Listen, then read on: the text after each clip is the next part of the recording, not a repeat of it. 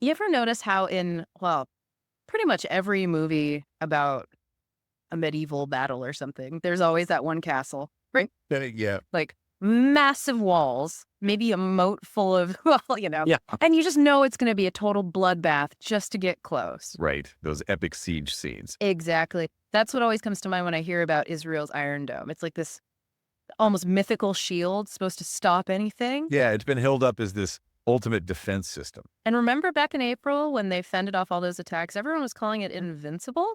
Definitely. But now, well, things are looking a little different. Yeah, a little different. Iran's claiming they've actually hit Israel. Right. And claiming it pretty boldly from what I've seen. So, which is it? What's the real deal here? Can this Iron Dome thing actually be broken? It's $1 million question, isn't it? To break this all down, I've got our expert guide with us, ready to dive in. Happy to be here. So, this Iron Dome, it's supposed to intercept any incoming threats. Is that right? Well, it's a bit more nuanced than that. What exactly are we talking about here? Rockets, missiles, or something else entirely? That's the key question and gets right to the heart of why this latest attack has everyone talking. Okay, I'm all ears. The Iron Dome, it's just one piece of a much larger defense network. Imagine it like those layered defenses of a medieval fortress, right? Yeah, I'm with you. You've got the outer wall, that's your Iron Dome, mainly there to handle the short range stuff, things like rockets, artillery shells. Ah, like what they were dealing with back in April. Exactly. Makes sense. So if that's the outer wall, what about the threats coming from further out? Well, that's where the next layer comes in. They call it David's Sling. David's sling. This was designed to take care of anything with a longer range than the Iron Dome can handle. We're talking about cruise missiles and that sort of thing. Okay, that makes sense. But I've seen reports that this recent attack involved even more serious firepower ballistic missiles, right? Those are a whole other ballgame. You're not wrong. So how do they handle that? To tackle those, Israel has its heavy hitters, what they call the Arrow system. Arrow. They have Arrow 1 and Arrow 2 missiles. Two types of arrow missiles. Yeah, they're designed specifically to go after those ballistic missiles coming from much, much farther away. So it's like this multi-layered defense system, each layer dealing with a different threat level. Exactly, a very complex system overall. But here's where it gets really interesting, right? Go on.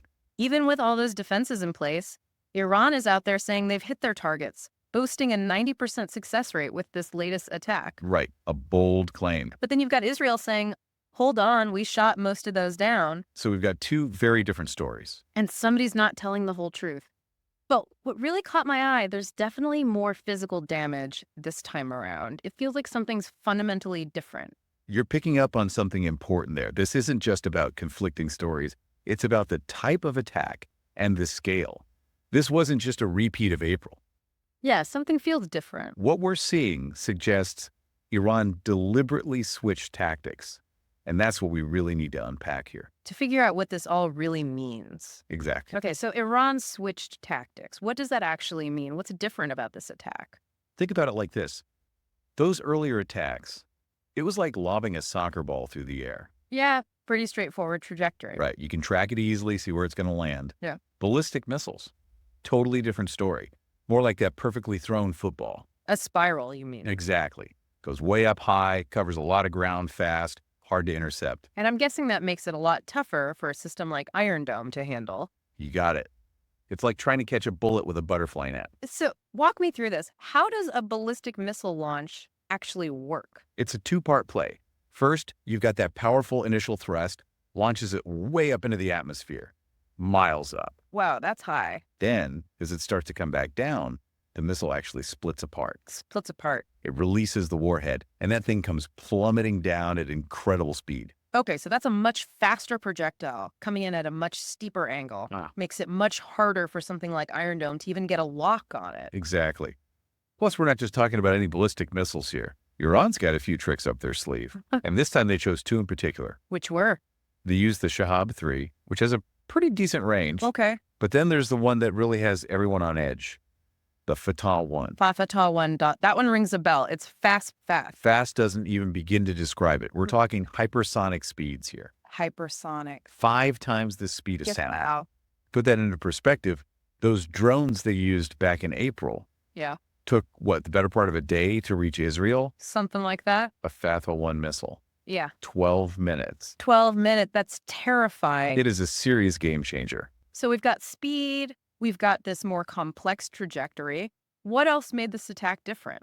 The element of surprise. Remember, back in April, warnings were given. Right, some heads up at least. This time, practically instantaneous. No kidding. And that's huge, right? Yeah. Less time to react, less time to activate those defenses. Puts a lot more pressure on the system. So it all adds up. It does. And it raises some serious questions about how you defend against this in the future. Exactly, because this isn't just about Israel anymore. Not at all. This has global implications. It really feels like we're seeing a whole new era of warfare, and it's not exactly a comforting thought. What happens when speed and surprise become the deciding factors in these conflicts? It throws everything we thought we knew out the window. Right. We've spent decades building strategies around detection and interception. Yeah, buy yourself enough time. Exactly. You got to see the threat coming to have any chance of stopping it. But when you're talking about a 12-minute window from launch to impact, changes everything. So, realistically, can a system like Iron Dome, even with all its advanced tech, actually keep up with that? That is the big question. And it's not just about the tech itself. There's another factor that often gets overlooked in all of this: cost. Right. All this high-tech defense doesn't come cheap. Intercepting a single ballistic missile, especially something like that, Fatah 1, you're talking millions of dollars per interceptor. Wow. And those costs add up fast when you're talking about the kind of arsenal a country like Iran has. Exactly. So it's not just a technological hurdle, it's an economic one too. Exactly. Can any country, even one as technologically advanced as Israel, actually afford to keep up in that kind of arms race?